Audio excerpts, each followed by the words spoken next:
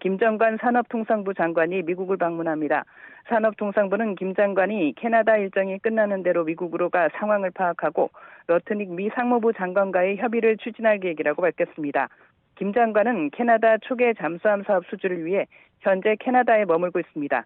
또 여항구 통상교섭본부장도 조만간 방미해 제이미슨 그리어 미 무역대표부 대표와 협의를 진행할 예정입니다. 현대차는 공식 입장을 내지 않고 상황을 예의주시하고 있습니다. 재정경제부는 미국의 의중을 파악하고 있다고 밝혔습니다. 그러면서 앞으로 한국 국회의 대미투자특별법 논의 상황을 미국에 설명해 나가는 등 미국 정부와 소통할 것이라고 밝혔습니다. 재경부는 오늘 오후 부총리와 국회 재경위원장 면담 등을 통해 특별 법안에 대한 국회 협조를 요청할 예정이었다며 앞으로도 국회와 적극 협의할 것이라고 강조했습니다. 지난해 11월 26일 여당은 대미투자특별법을 국회에 발의했지만 아직 국회를 통과하지 않았습니다. 이 법은 한국의 대미 투자를 위한 기금을 만들고 이를 관리하는 공사 설립과 투자 관련 안정장치를 마련하는 내용을 담고 있습니다. 일본의 경우 지난달 투자처를 선정하기 위한 대미투자협의위원회를 본격적으로 가동하기 시작했고 지난 9일에도 미국과 온라인 회의를 진행했습니다. 제임스 헬러 주한 미국 대사 대리가 지난 13일 배경훈 부총리 겸 과학기술정보통신부 장관에게 디지털 분야 관련 합의 내용을 이행하라는 내용의 서한을 보냈습니다.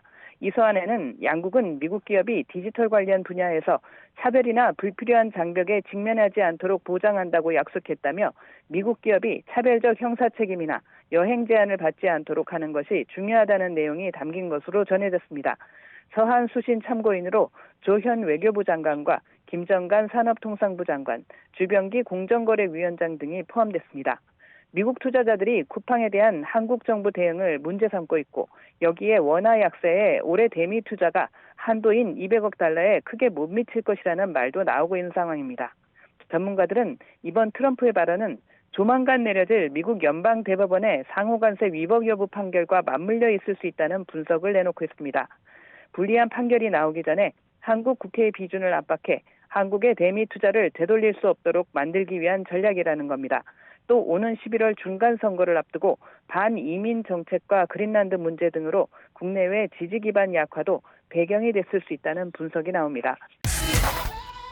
트럼프 미국 대통령이 한국 국회의 입법 지연을 지적하며 상호관세 재인상을 예고한 가운데 민주당은 입법 절차가 정상 진행 중이라며 문제가 없다는 입장을 밝혔습니다. 반면 국민의힘은 그동안 국회 비준 절차를 외면해온 정부 여당 책임이라고 맞섰는데요. 국회 취재기자 연결해 보겠습니다. 박정현 기자. 네, 국회입니다. 네, 지난해 관세 협상 타결 뒤에 민주당 지도부 차원에서 대미투자특별법은 이미 발의된 상태인데요. 이후 국회 논의 진행 상황은 어떻습니까? 네, 앞서 관세 협상에 국회 비준이 필요한지를 두고 민주당은 대상이 아니다, 국민의힘은 필수적이다며 대치해왔습니다. 이후 해당 법안들은 소관 상임위원회에서 계류 상태입니다. 트럼프 대통령의 갑작스러운 통보에 민주당 오전 당정협의회를 열고 재정경제부와 함께 상황 점검에 나섰는데요. 이 자리에서 민주당은 특별법 입법과 심의 절차가 정상적으로 진행 중이던 점을 분명히 밝혔습니다. 지난해 11월만 법안 발의 뒤 12월은 예산, 1월은 인사청문회 때문에 여건이 안 됐을 뿐이라며 2월부터 본격적 논의를 앞두고 있었다는 겁니다. 정상적인 국회의 일정에 따라서 진행될 뿐만 아니라 정부도 그런 과정을 거쳐온 걸 잘 알고 있기 때문에 의도적으로 지체하고 있다는 그런 지적은 우리 국회 상황을 정확하게 알고 있지 못한 데서 오는 그런. 아울러 트럼프 대통령이 비준이란 용어를 쓰지 않고 법제정이란 표현을 쓴 점에서 미국도 이번 사안을 입법사항으로 보는 거로 여겨진다며 국민의힘에도 소모적 논쟁을 멈추고 논의에 적극적으로 임해달라고 촉구했습니다. 민주당 안에선 트럼프 대통령이 국회를 걸고 넘어졌지만 결국 진위는 다른 데 있는 거로 보인다는 의심도 나오고 있습니다. 민주당 지도부 관계자 YTN에 특별법이야 단지 대미투자를 위한 기구를 만드는 차원일 뿐 우리 예산안 는 대미투자 관련 내용이 이미 반영돼 있다며 트럼프의 실질적 목표를 파악하는 게 중요하다고 설명했습니다. 네, 그렇다면 국민의힘 입장은 어떻습니까? 네, 국민의힘은 국회 비준을 하지 않은 이재명 대통령과 정부의 책임이 있다고 강조했습니다. 그동안 야당에서 국회 비준 동의가 우선이란 점을 누차 강조해왔는데 이를 외면해온 결과라는 겁니다. 더불어민주당의 개미투자특별법 발의 이후에 정부는 이 사안에 대해서 국회에 대해서 아무런 요구도 요청도 없었습니다. 이런 상황이 다가올 것을 전혀 파악도 하지 못하고 손 놓고 있었다는 방증입니다. 국민의힘은 또 이번 사태의 신속한 해결을 위해 야당과 협의해야 한다며 지금이라도 당장 국회 긴급 현안 질의를 열자고도 제안했습니다. 국민의힘 소속 외통위 위원들도 성명을 내고 최소한 검증 절차를 거치자는 야당 요구를 거부하더니 결국 정부 여당의 독선과 무능의 대가가 오늘 아침 무거운 현실로 다가왔다고 날을 세웠습니다. 더 충격적인 건 김민석 총리가 방미를 마치고 귀국한 지 하루 만에 이런 일이 벌어졌다는 거라며 총리가 자랑한 한 라인이 단 하루 만에 먹통이 됐다고 지적했습니다. 다만 상황이 긴박한 만큼 상임위 차원의 여야 논의는 조만간 본격화될 거로 보이는데 구윤철 부총리는 오후 이미자 국회 재경위원장을 만나 특별법 처리를 위한 국회 차원 협조를 요청할 거로 보입니다. 네, 그 밖에 양당 상황도 전해주시죠. 네, 민주당은 이해찬 전 총리 장례가 진행되는 이번 주를 추모 기간으로 지정하면서 당무도 최소화, 정쟁이나 논쟁이 될 부분들도 최대한 언급을 자제하겠다는 방침을 세웠습니다.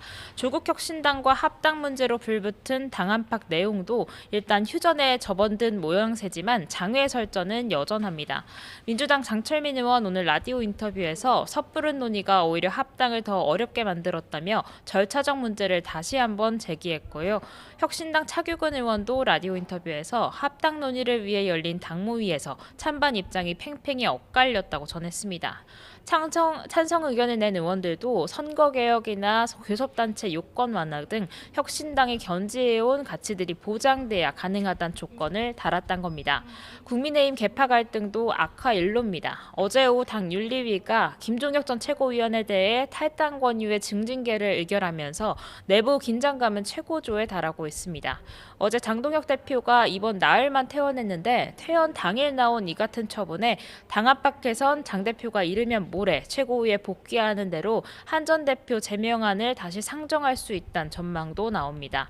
이런 가운데 국민의힘은 장 대표 단식 이후 후속 투쟁 방안으로 오늘부터 다시 통일교와 공천헌금, 쌍특검을 촉구하는 천막 농성에 돌입했습니다. 오전 당 차원 관련 토론회도 진행했는데요.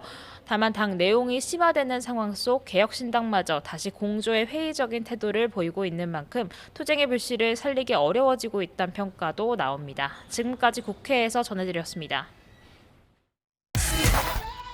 트럼프 미국 대통령이 한국에 대한 상호 관세와 자동차 등 품목 관세를 15%에서 다시 25% 수준으로 높이겠다고 밝혀 파장이 일고 있습니다. 청와대는 트럼프 미국 대통령의 관세 인상 주장에 곧바로 대책회의를 열고 대응책을 모색했습니다. 미측의 양국이 합의한 관세 합의 이행 의지를 전달하기로 했고 김정관 산업통상부 장관과 여한구 통상교섭 본부장도 파견하기로 했습니다. 취재기자 연결합니다. 정인용 기자, 자세한 내용 전해주시죠. 네, 청와대는 오늘 오전 10시 김용범 정책실장과 위성락 국가안보실장 주재로 관계부처 당국자들과 대책회의를 열었습니다. 트럼프 대통령이 자신의 SNS에 글을 올린 지 불과 3시간여 만에 회의를 열고 2시간 동안 논의를 진행했습니다. 청와대는 서면 브리핑을 통해 여한구 산업통상부 통삽교섭본부장은 물론 관계부처 차관들과 청와대 관련 참모들이 회의에 배석했다고 전했습니다. 참석자들은 지난해 11월 미국이 관세 인하를 조건으로 내건 3,500억 달러 규모 대미 투자를 위한 특별법의 추진 상황을 점검했다고 청와대는 설명했습니다. 특히 주무부처 장관인 김정관 산업부 장관은 캐나다 잠수함 사업 수주 지원 일정이 끝나는 대로 미국으로 넘어가 러트닉 상무장관과 관련 내용을 논의하기로 했고요. 여한구 본부장도 조만간 미국을 방문해 제이미슨 그리어 미국 무역대표부 대표를 만나기로 했다고 덧붙였습니다. 청와대는 관세 인상은 연방 관보게재 등 행정조치가 있어야 발효되는 만큼 정부는 관세 합의 이행 의지를 미측에 전달하고 차분하게 대응해 나갈 계획이라고 강조했습니다. 앞서 트럼프 대통령은 우리 국회의 입법 과정을 지적하며 자동차 등의 품목 관세와 상호 관세를 15%에서 25%로 다시 인상한다고 했는데요. 대책회의 내용을 미뤄보면 일단 청와대는 대미투자특별법의 국회 본회의 통과 지연을 트럼프 대통령이 문제 삼은 거라고 판단한 것으로 해석됩니다. 다만 미국 측이 아직 우리 정부에 공식적인 관세 인상 통보나 세부 내용에 대한 설명을 하지 않았기 때문에 트럼프 대통령 언급의 진위를 추가로 파악하는 작업도 계속될 걸로 보입니다. 네. 또 이 대통령 오늘 국무회의도 주재를 했잖아요. 부동산 관련 언급을 재차 내놨죠. 네, 이 대통령은 오늘 국무회의에서 지난 23일부터 연장하지 않겠다고 못 박은 다주택자 양도소득세 중과 면제 제도를 재차 거론했습니다. 5월 9일이면 만료되는 이 제도는 올해 원래 끝나는 건데 당연히 연장할 거라고 기대하곤 마치 새로 양도세를 중과하는 것처럼 정책을 공격한다고 지적했습니다. 다만 그에 따른 문제점도 철저히 보완해야 한다고도 언급했는데 제도 만료일인 5월 9일까지 토지거래 허가와 잔금 절차까지 거래를 마치기가 촉박하다는 일각의 우려도 고려한 거로 해석됩니다. 실제 이 대통령은 그제 SNS에 5월 9일까지 잠금이 아닌 계약만 한 매물도 중과유예를 적용받도록 국무회의에서 의논해 보겠다고 밝히기도 했습니다. 이 대통령은 국무회의에서 이 논의와 별도로 부동산 문제에 대해서는 강경한 입장을 내비치겠다는 의지를 또 한 번 나타냈습니다.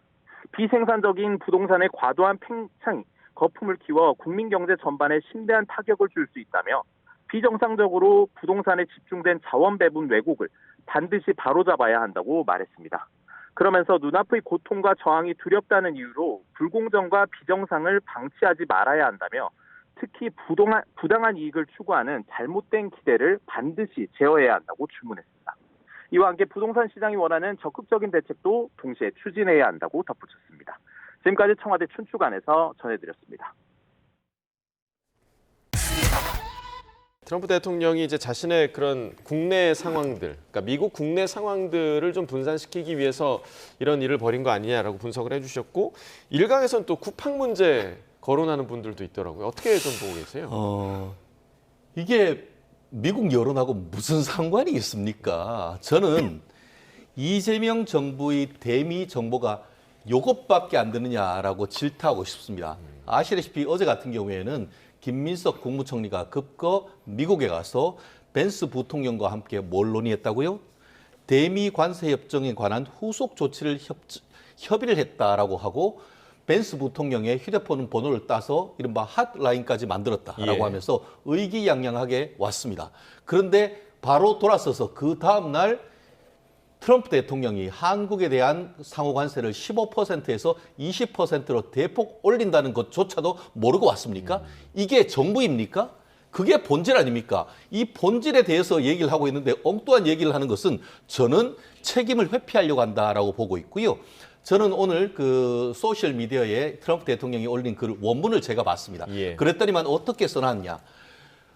지난 7월 30일 이렇게 이런 약속을 했고 한국에 와서 10월 달에 또 한 번 이재명 대통령이 이 관세 협정을 입법화하는 데 대해서 한 번 더 확인했다, 리어펌했다라고 합니다.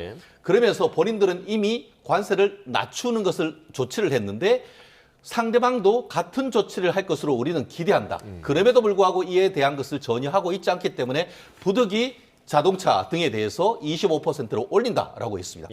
그런데 우리나라 법을 봅시다. 헌법에 보면은 중대한 재정적 부담을 지을 수 있는 국제조약이라든가 관세협정 같은 경우에는 국회의 비준 동의를 얻도록 헌법에 도장을 찍고 있습니다. 이 사안이 1년에 200억 불씩 10년에 걸쳐서 토탈 3,500억 불이나 되는 것으로 그 재정적 부담을 지우는 겁니다. 우리나라가 실질적으로 감당할 수 있는 것보다 더 많은 겁니다. 이것보다 더 중요하게 국민의 동의, 비준 동의를 해야 될 것이 어디 있습니까? 그걸 하자고 하니까 그거 하지 않겠다라고 해놓고 이재명 정부와 민주당이 헌법 개정 외에는 다 할 수 있습니다. 그런데 지금 이와 같이 이제 한미 그 관세 협정에 관한 특별법 발의해놓고 지금까지 아무것도 안 하고 있습니다. 그러니까 지금 트럼프 대통령이 오늘 뭐라고 했습니까? 이 부분은 이재명 대통령에게 뭐를 하는 것이 아니고 한국 의회, 그 의회에서 이 법을 하는 것은 프리로거티브, 의회만이 할 수 있는 권한이다라고 하면서 한국 의회에 대해서 딱 집어가지고 지금 얘기를 했습니다. 그렇다고 하면은 국회에서 이에 대한 답을 하는 것은 너무 다 당연하다라고 생각을 합니다. 제가요 한마디 안 드릴 수가 없는 게, 자, 트럼프 행정부의 일방주의를 우리가 계속 겪고 있습니다. 벤스도 마찬가지입니다. 자, 지금 같은 조치라고 표현을 해주셨는데 미국은 관보에 게재하고 행정적으로 모든 걸 다 해요. 예. 우리만 법에 박아가지고 고정적이고 불가역적으로 만들어야 되는 게 어떻게 같은 조치고 상호주의적 조치입니까? 이건 일방적이고 정말 힘 약한 국가로 깔아보는 그런 정도의 조치라고 저는 보기 때문에 다시 한번 말씀드리지만 행정부가 약속을 어기지 않습니다. 어길 힘도 없습니다. 정치적으로도 어렵습니다.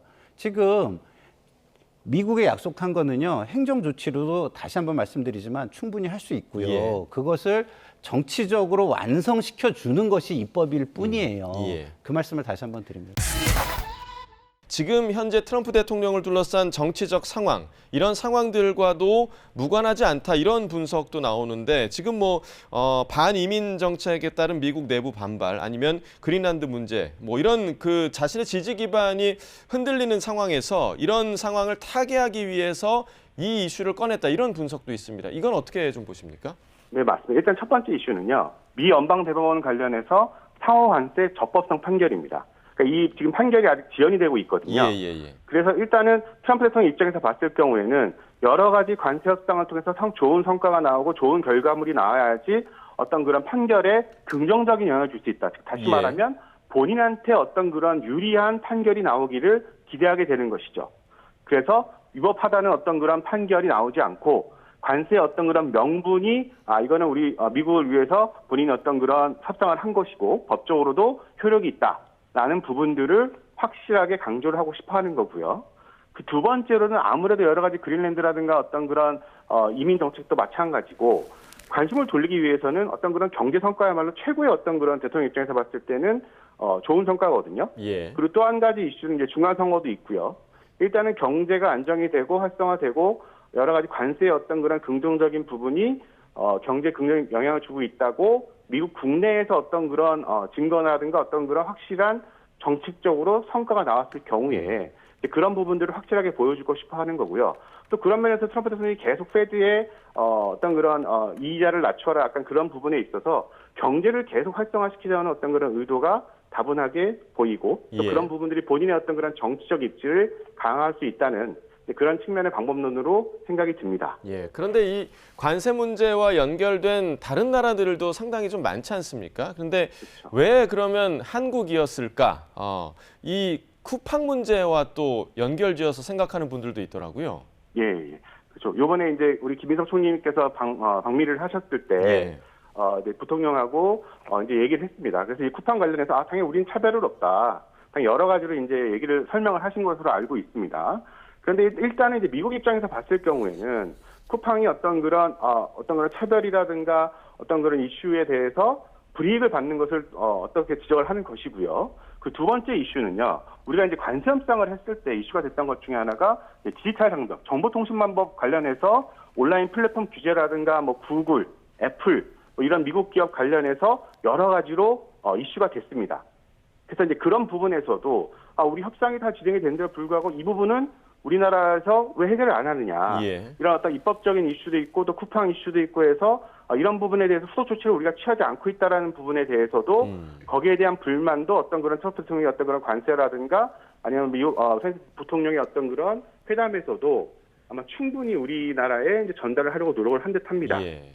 그리고 이제 트럼프 대통령이 우리 정부의 평화위원회 참여를 초청했다라는 소식도 있었는데 사실 이 부분에 대해서는 프랑스에서는 이 초청을 거절한 직후에 이제 와인에 200% 관세를 매기겠다 이런 얘기를 또 트럼프 대통령이 했거든요. 그래서 이 평화위원회 참여를 우리나라에 압박하는 카드일 가능성일 수도 있다라는 시각에 대해서는 어떻게 보세요?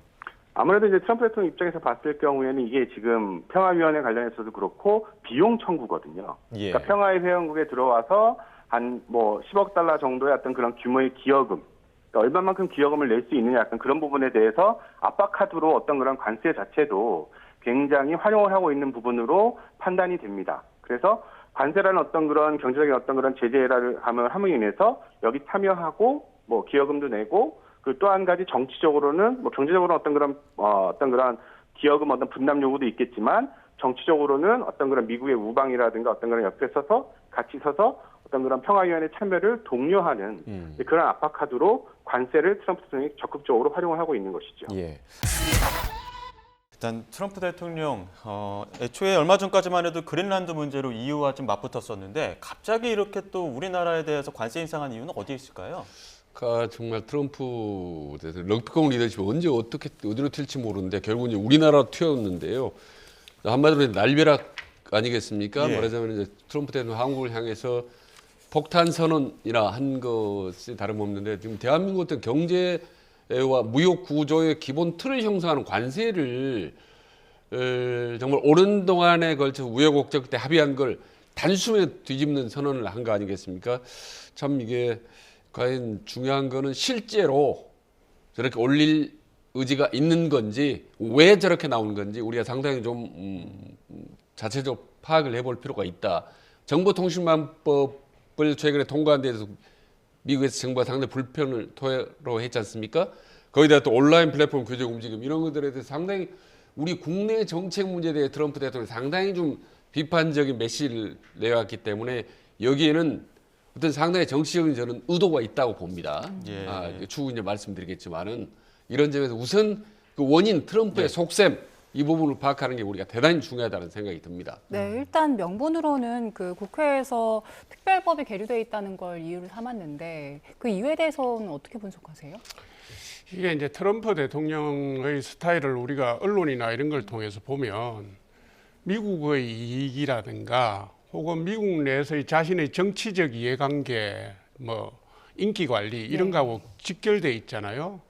근데 지금 잘 아시는 것처럼 지난번에 작년 10월 29일 날 경주에서 그 정상회담하고 한미 간의 공동 팩트 시트 발표를 했지만 미국의 입장에서는 한국과 관련된 속셈이 그걸로 해서 다 관철된 게 아니거든요. 예를 들면 국방비 정액 문제도 있고 주한미군 주둔에 대한 비용 문제라든가 지휘 협상 문제도 있고 그다음 알래스카 뭐 LNG 관련 뭐 투자를 하니 많이 이런 내용들이 다 얽혀 있어요. 그러니까 거기에다가 지금 정보통신망법 개정안 온라인 플랫폼 규제 관련해서 불만도 있고 요새 뭐 쿠팡까지 엎어서 뭐 이렇게 복잡한데 이런 트럼프 대통령의 그 불규칙한 행보, 인기 위주의 행보를 우리 정부가 미리 예상을 하고 대응에 나섰어야 되는데 잘 아시는 것처럼 대미투자특별법을 국회에다가 제출만 해놓고 심의조차도 하지 않았거든요. 그럼 이재명 정부가 도대체 뭘 한 겁니까?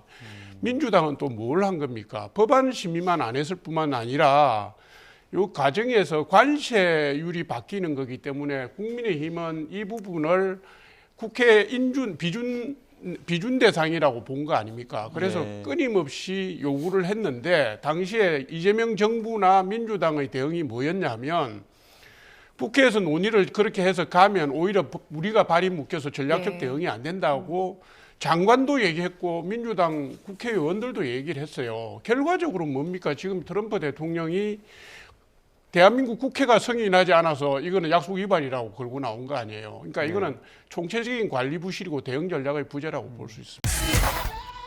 트럼프 대통령이 한국에 대한 상호 관세와 자동차 등 품목 관세를 15%에서 다시 25% 수준으로 높이겠다고 밝혔습니다. 한국 국회가 한미 무역 합의를 비준하지 않았다며 문제를 삼았는데요. 김잔디 기자가 보도합니다. 도널드 트럼프 미국 대통령이 한국산 자동차와 목재, 기타 모든 상호 관세를 무역 합의 이전인 25%로 인상하겠다고 밝혔습니다. 트럼프 대통령은 현지 시간 26일 SNS에 글을 올려 무역 합의는 미국에 매우 중요하다면서 이같이 말했습니다.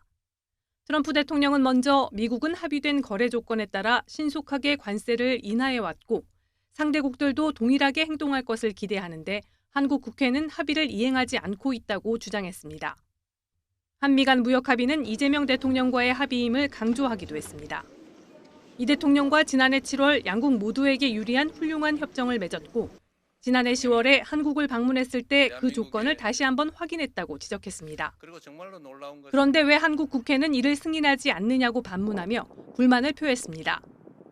이어 한국 국회가 역사적인 무역협정을 법으로 제정하지 않았기 때문에 자동차와 목재, 의약품을 포함한 모든 품목에 대해 관세를 기존 15%에서 25%로 인상한다고 밝혔습니다. 구체적으로 언제부터 인상할지에 대해선 밝히지 않았습니다. 트럼프 대통령이 언급한 한국 국회의 승인은 미국의 약속한 투자를 이행하기 위한 이른바 대미투자특별법을 의미하는 것으로 보입니다. 한미 양국은 지난해 11월 14일 서명한 한미 전략적 투자에 관한 양해각서에서 MOU 이행을 위한 법안이 한국 국회에 제출되는 달에 1일자로 관세 인하 조치를 소급 적용하기로 했습니다. 이에 더불어민주당은 11월 26일 대미투자특별법 발의를 했고, 이에 발맞춰 미국도 12월 4일 관보 개제와 함께 한국산 자동차 관세를 15%로 소급 인하했습니다. 트럼프 대통령이 국회의 절차 지연을 문제 삼긴 했지만 그게 관세 인상의 유일한 이유인지는 불확실한 상황입니다. YTN 김잔디입니다.